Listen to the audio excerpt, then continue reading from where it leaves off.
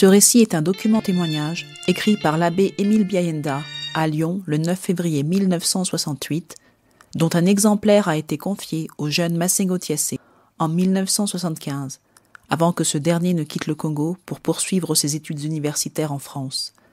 Le cardinal Biayenda sera assassiné le 22 mars 1977. Vous suivez actuellement le récit du martyre de l'abbé Émile Biayenda en 1965. Vous écoutez en ce moment sur Forum FM 105.8, la radio des droits de l'homme. Le martyre de l'abbé Émile Biayenda. 21 février 1965. Un dimanche soir, 21 février 1965, vers 21h, on vient me chercher de la cellule. Les mains en menottes avec un autre, lui aussi ligoté. Je me disais, qu'a-t-il fait lui aussi? Or, il faisait partie du même scénario que moi-même. Avec beaucoup de zigzags, on arriva sous les ombres épaisses des bois de fer de la gendarmerie du Djoué. Le commissaire, lui, qui était venu m'arrêter sans mandat d'ailleurs, et qui patronnait toute l'affaire, était déjà là. Il avait devancé ses hommes pour un pourparler avec les gendarmes, afin de nous faire subir l'épreuve du courant électrique. Je priais dans ma misère, notre maman du ciel. Et je dois aussi dire que les agents qui nous accompagnaient à toutes les circonstances se faisaient presque un devoir de raconter entre eux toutes les obscénités qu'ils pouvaient raconter au sujet des gens. Et dire qu'il y a eu là des époux et des pères de famille, c'était honteux et triste de le constater. Toujours est-il qu'après une demi-heure, au moins, de discussion, nos héros ne purent obtenir ce qu'ils désiraient. Peinauds pour eux et méchants de cette mésaventure, ils nous ramènent, la tête bien basse, mais plus encore remplis de haine et d'emportement contre nous. C'était fini. On restera encore en cellule et en interrogatoire jusqu'au samedi 27 février 1965, dans l'après-midi duquel, ou en fin de matinée, nous serons envoyés à la maison d'arrêt. Rester entre quatre murs, ne bouger que pour aller quand ils veulent bien aux toilettes, sans jamais voir la lumière du soleil évidemment. Ne faire aucun pas sans être accompagné, bref, être sans liberté, c'est certainement l'épreuve la plus dure que j'ai éprouvée. Alors, vive la liberté, car elle est sans doute le plus grand don que le Seigneur ait fait aux hommes. Durant ces jours et ces nuits sans sommeil, comme il est consolant de pouvoir prier la Vierge avec le chapelet de ses 10 doigts de la main. Ce bloc en ciment tout maculé de sang devient aussi un bel autel d'Holocauste qui permet d'unir sa vie à celle du Christ. On est plus généreux et l'on fait de son sort un don au Seigneur pour toute l'humanité. La pensée aussi que tout le monde priait et était uni de penser à nous, souffrait avec nous, me fut d'un très grand réconfort. Celle surtout de me sentir innocent contre tout ce qui était mis sur ma tête. D'ailleurs, jamais les interrogateurs n'ont accepté à aller vérifier quoi que ce soit sur place des choses dont j'étais accusé. Ce samedi-là, nous étions conduits au palais de justice pour l'interrogatoire par devant le juge d'instruction. Personne ne voulut s'en charger, car Tout était politisé. On apprenait que 2 nuits auparavant, 3 personnalités, dont 2 magistrats, avaient été enlevés de leur maison et mis à mort. Le 3e corps jamais ne devait être retrouvé. Forum FM. Vous écoutez en ce moment sur Forum FM 105.8, la radio des droits de l'homme. Abbé Émile Biayenda. Lyon, le 9 février 1968. Le martyre de l'abbé Émile Biayenda. Enfin, un juge arrive. L'interrogatoire individuel commence, tandis que le juge a en main les rapports de la police judiciaire. Chacun dit ce qu'il sait. Mon tour arrivera, celui du père Robir aussi. Celui qui passait pour être la pièce à conviction, Babi, parla. Mais sur son rapport, il y a d'énormes écarts entre ce qu'il a dit à la police judiciaire et qui a été publié sur les antennes de la radio nationale. L'affaire a été ainsi montée. Paraît-il que le dimanche soir du 7 février 1965, Babi, avec un autre, rentre de Bakongo pour Poto sur une mobilette. Chemin faisant, passe devant eux une voiture qui jette une liasse de tracts. Eux s'arrêtent, en ramassent. L'un disait qu'il porterait cela à sa maman, qui est marchande d'arachides. Elle en ferait des cornets.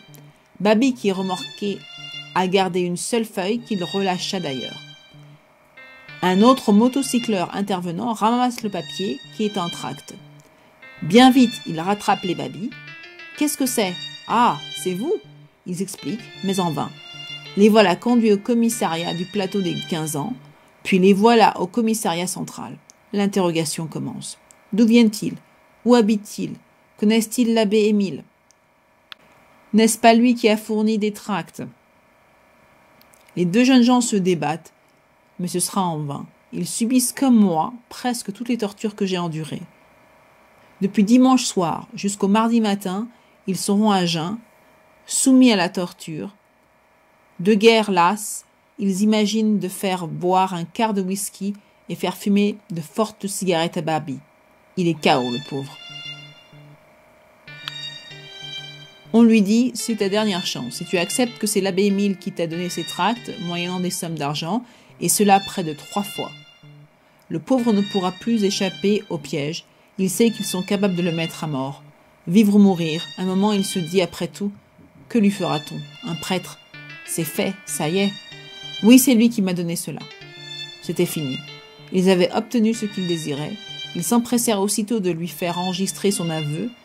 À vrai dire, l'argent lira le procès-verbal mis à jour et lui dira à chaque fois « Oui, tout ce qui est voulu pour le scénario était donné à son approbation. » Cet abbé avait été son maître. Il en avait fait son bras droit.